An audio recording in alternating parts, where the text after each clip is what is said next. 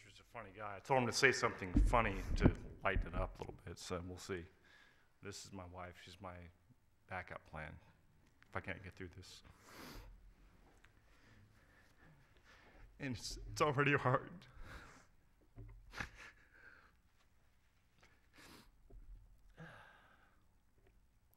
A friend of mine told me to say a 4-syllable word to, break up the choking of the tears. So I'm saying macaroni myself in case I pause, I'm saying macaroni.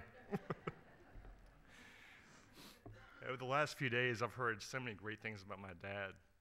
It's been awesome, and I appreciate everyone that's come and all the things you guys have said. And I don't really have any funny stories because I just don't think I could do it. But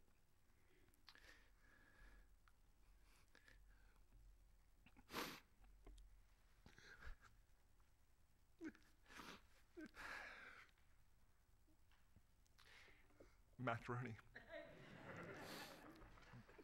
But I want to say just a few things because that's really all I can say, honestly. But what a lot of people have joked around about with my dad is, besides it's 5 o'clock somewhere. Sorry. Yes, my dad was opinionated. He was stubborn. He was hard-headed. We all learned that. We all know that. But you know what? Gosh darn, he loved so many people and cared for so many people. And growing up, was he the most wordy and affectionate person? No, he wasn't. But all I know is he loved us so much.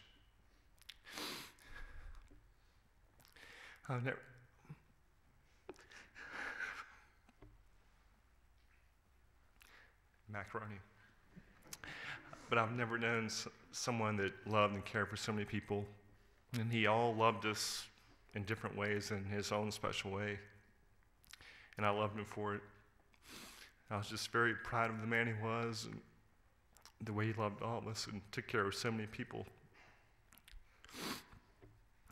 And the other thing that I loved about him is how much he just enjoyed life. And he was just so comfortable in his own skin. And I was always proud of how successful he was in business and how he retired early and just really enjoyed life the past 20 years. And the final thing I would say to my dad is,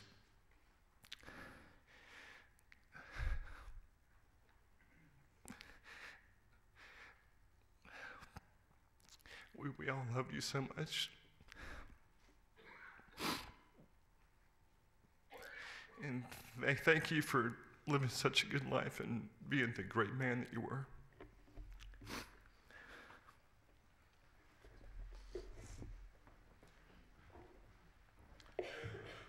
Thank you, Heath.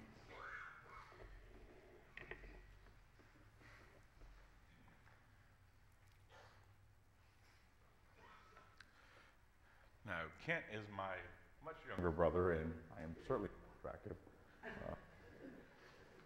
Kent, come on up. You can leave your beard. We are taking bets on what's living in there, but it's going to get a zip code soon. The U.S. Postal Service is already pre-authorized. I fumigated it before I came, it's okay. A lot of people here. Macaroni. Farfignugan.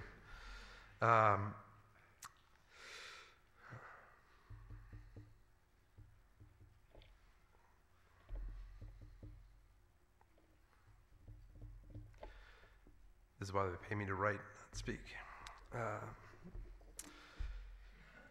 Hey, do you remember that time that Dickie, how many stories about my dad start that way?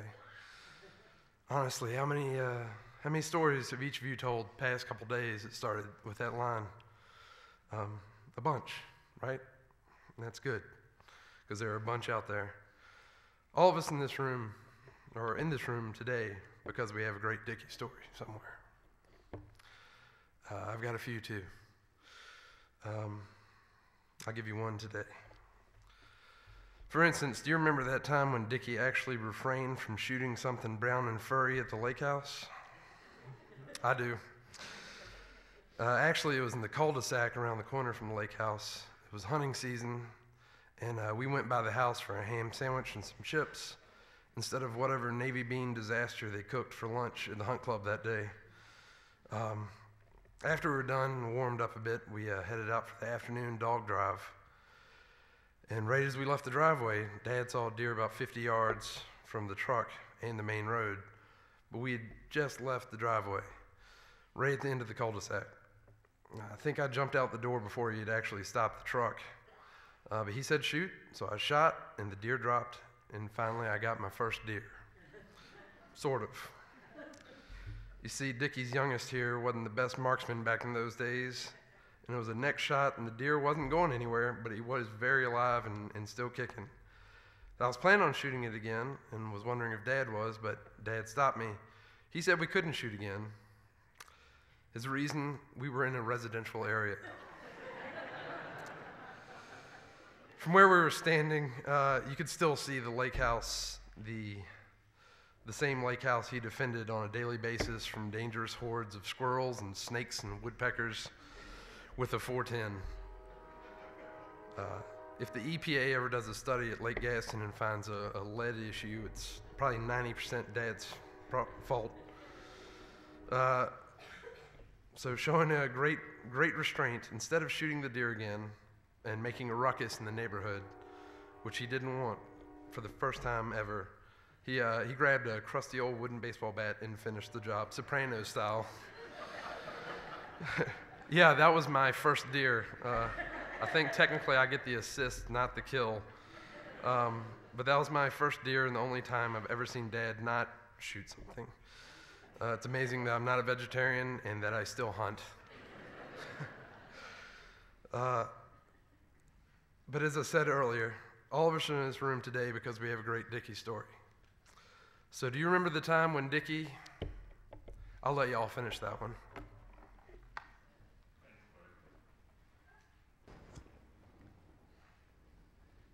Stephanie, new to the family, come on. A support team is always appropriate.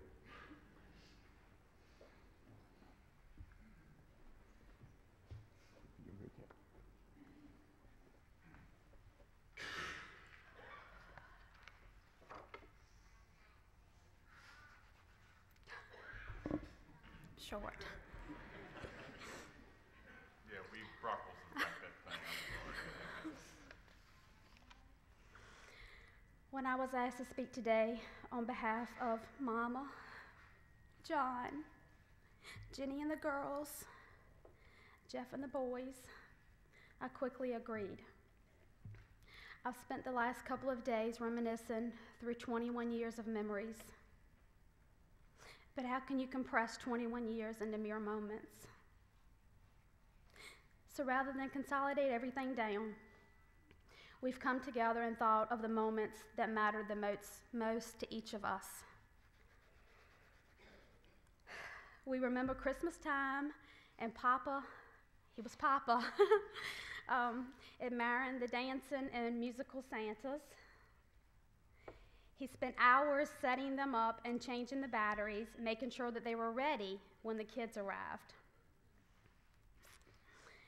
He was our official trash man, sitting in his chair, collecting scraps of paper and ribbons while we continued to open our gift after gift. He always made sure our Christmas was special. He was a man who needed little but gave abundantly. We remember Emerald and Papa as a member of the Beach Patrol. He was the first to offer an open invitation to John and his friends to celebrate the 4th of July. Whether it was eating at Bushwhackers, trips to Beaufort, or taking us to Golf and Dolphin, Papa always knew how to make us smile. And we will never forget the screen door incident. We remember the lake and Papa.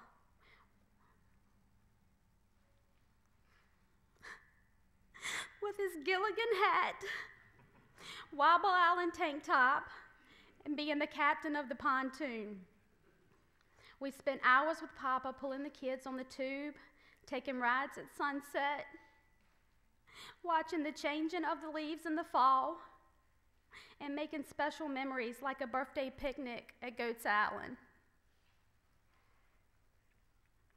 From cookouts to birthday parties to family and friends hanging out on the pier, Papa knew how to show us a good time. We remember Papa by his neon signs when it was always 5 o'clock somewhere. And then there were the quiet, special times that included one-on-one dancing on the screen porch to George Jones. We remember it was all of the little things that Papa did that really meant the most. It included driving 10 hours to Cooperstown,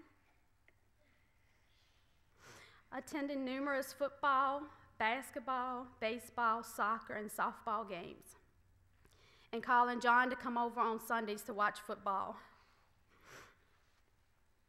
Papa had a love of animals that included greeting Fuzzy at the door, making sure that the scraps were saved to feed KJ every day, and of course his love for Sandy. Papa had another love, being one of the guys with John and his friends.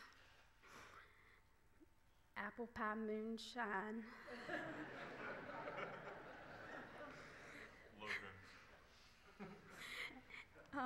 And always up for having a good time. Papa took care of us when we were sick, whether we needed medicine, cough drops, soup, or Gatorade. He was quick to be by our side. Papa crushed cans and dug through trash cans and scoured parking lots to save Pop-Tops, all for a cause close to his heart. He made the spontaneous invites for dinner out with Peanut.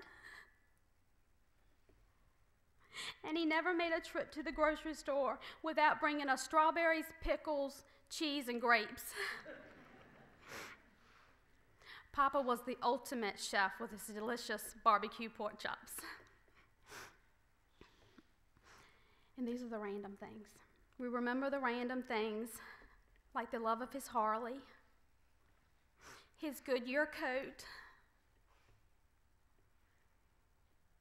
his white truck, 816, white styrofoam cups, putting signs and lock boxes up, surprise pumpkins on the front porch, Brenda's red lipstick in his pocket, and a multitude of nicknames, including Dolan, Jethro, and always a hey sugar. And in a tribute to Papa, I have been blasting T. Graham Brown throughout my house. And in one of his favorite songs this week, Hell or High Water was one of his favorites. I found a verse in that song that Papa, I think, would want to say to Mama right now. I can't keep you from crying, and I can't stop your pain. Lord, the brightest of sunshine could never stop the rain. But you know I'll be there, just like that old sun. Gonna be your good morning when your crying's all done. Papa, we all love you more than you know. You'll always be in our memories, mind, and hearts forever. We love you.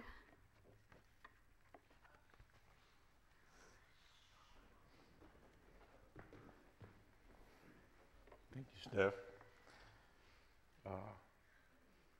To finish out our family remarks, my son. Okay, we'll just do this now.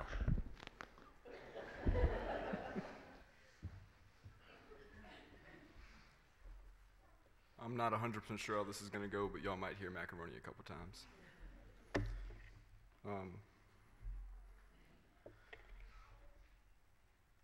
I've got 2 stories today about my pawpaw that I want to share with y'all.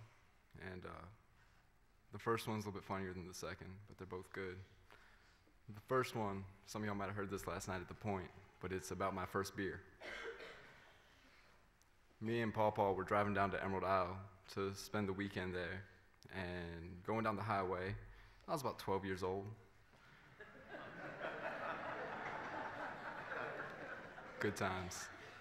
I was about 12 years old, and as Keep the shingles off a house. bingo, no, but as my 12-year-old self, I wasn't as socially capable as I am today.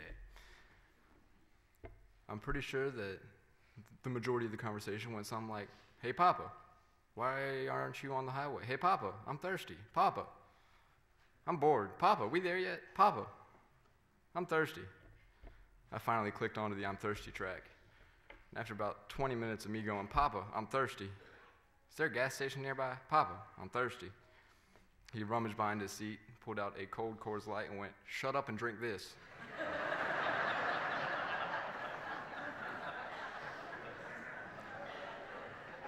I popped the top on it, and I turned to Papa, and I said, "I don't think I'm all..."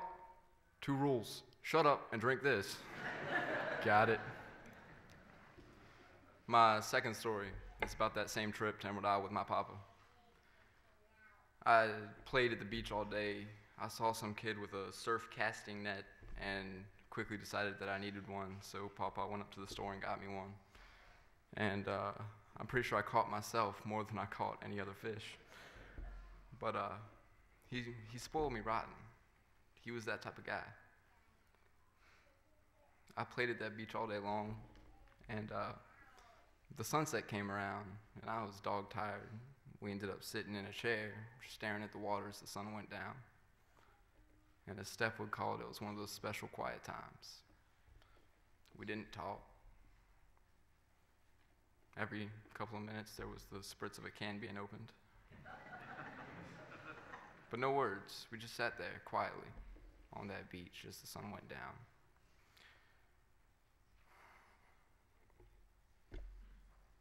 Macaroni? I got this now. But now, I just have an image of Papa up in heaven, sitting on a beach with a Harley close by. But instead of the water, he's looking out over all of us. And he's chuckling every once in a while. And more often than not, he's shaking his head, making his own stories. Thank y'all.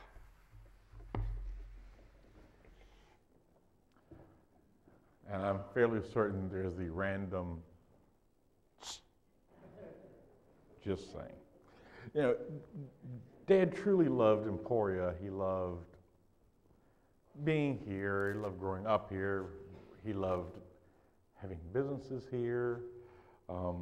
He loved any piece of rundown property he could buy at a bargain. Loved the lake. The lake was a very special place. We all grew up there. But at the end of it all, he loved a little pull-behind trailer that was at Emerald Isle. And he had a lovely home here, lovely home at Gaston, but preferred a travel trailer. And certainly his friends, he really fell into that community with both feet. Beer in his hand, shorts, and I'm sure, a very inappropriate t-shirt. Before Keith comes up again, I want to invite Joe. Joe's part of the EI Beach Patrol. And I think he wanted to come up to the casket. So, Joe, come on up. Wherever you are. Do you leave? Oh, no.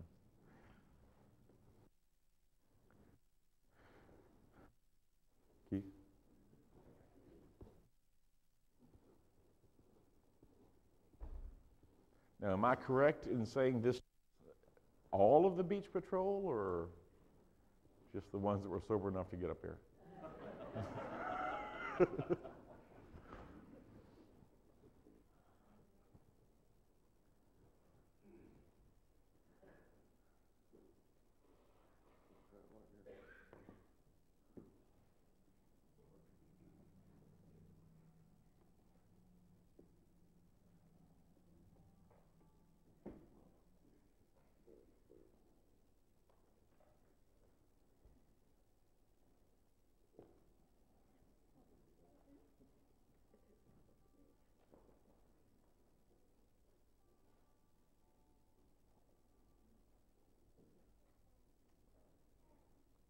And just because, you know, it's not quite 5, we'll consider it 5 o'clock here.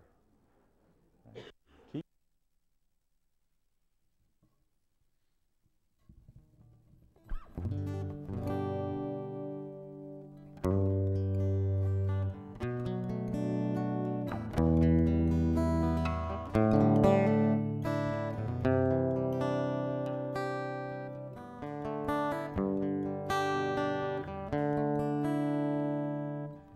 Another summer day is come and gone away. Paris or Rome, but I wanna go home.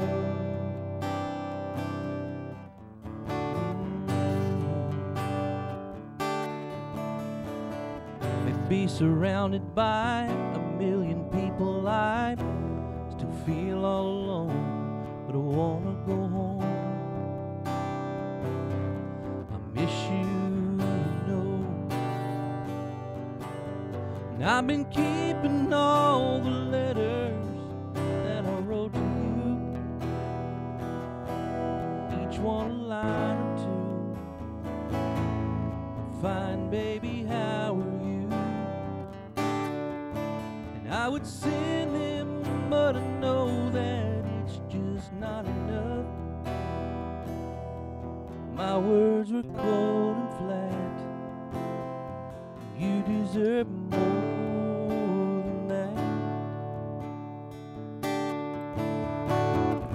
Another airplane, another sunny place. I'm lucky, I know, but I wanna go home. I've got to go home. Let me go home.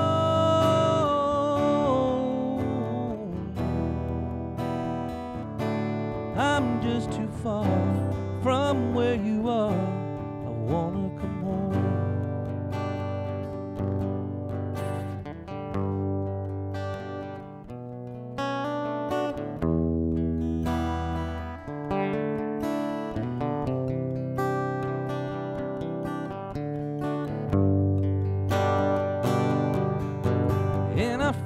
Just like I'm living someone else's life. It's like I just stepped outside and everything was going right. And I know just why you could not come along with me. This was not your dream, but you always believed.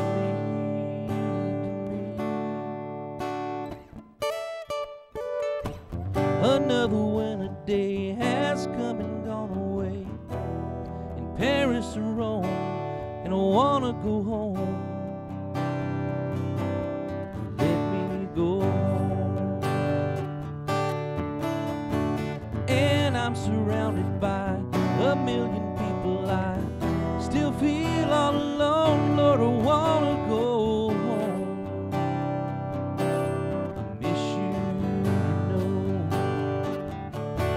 Let me go home.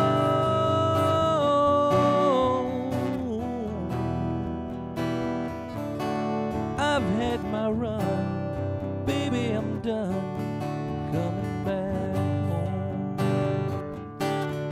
Let me go home.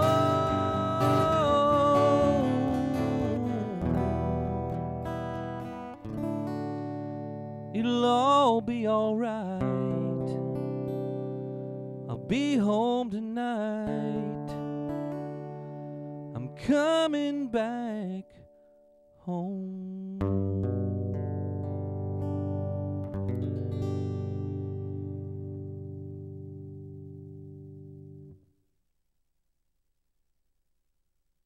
Keith, that was a lovely song. No, it may not be traditional at Main Street Baptist.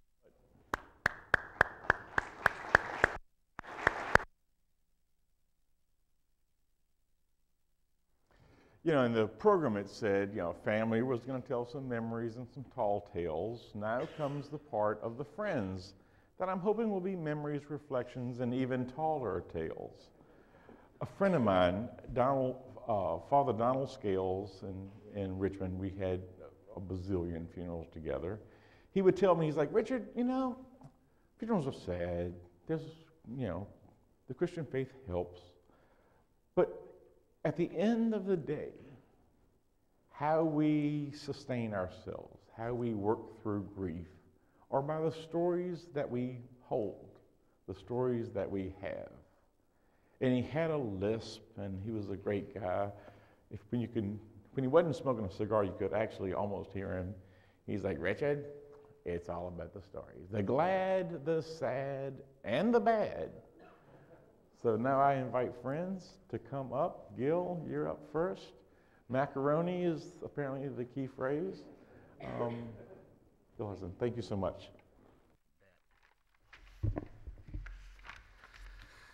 I stopped by Brenda's house and to take a few photos to her. And she says, oh, I'm glad you're here. She says, I need you to do me a favor. I want you to speak. She said, you know, you went to law school and all. I looked at her and I said, well, of course I'll speak, but really they don't teach you anything about this at law school. Macaroni. Actually, I'm not very good talking about any friends of mine in a past tense. I haven't ever had to do that before. But I had a dream last night, and